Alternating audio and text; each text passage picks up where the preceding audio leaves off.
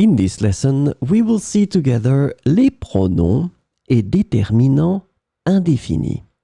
But more precisely, we will see nul and nulle. So the main question is, what are les pronoms et déterminants indéfinis? We use the indefinite pronouns and determiners when we don't want to be too precise. And this is the key thing.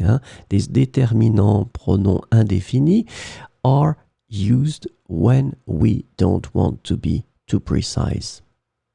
And we would rather give a more general word to speak about a person, a place, or a thing. So it will be possible to use them for a person, a place, or a thing. So this lesson is about nul and nulle.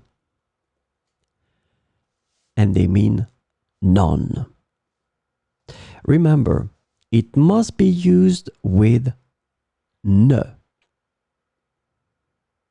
And it is used as an adjective or as a pronoun. So obviously, we'll see the two situations. Let's start with the first one. Je n'ai nulle envie de lui répondre. In that case, we're using that as an adjective. Je n'ai nulle envie de lui répondre. So you can see that nulle here is connected to envie.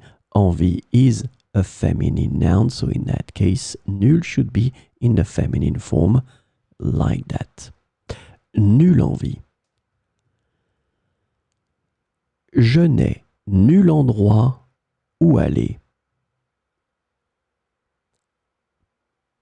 Je n'ai nul endroit où aller. So in that situation, nul is connected to endroit. Endroit is masculine, so nul will be in the masculine form. Nulle envie, nul endroit. So this is when we use nul as an adjective. So let's see now when we use them as pronouns. Nul n'est venu lui demander. Nul n'est venu lui demander. So as you can see here, we use it as a pronoun, and in that situation, we can even use it as a subject. Nul n'est venu lui demander.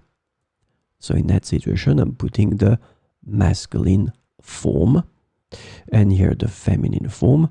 Nul ne viendrait avec moi. Pronoun, I'm using it as a subject, starting with it. Don't forget, we said that we need definitely to construct it with ne, so ne must be right after. Nul ne viendrait avec moi. So remember, nul and nulle can be used as adjectives and also as pronouns.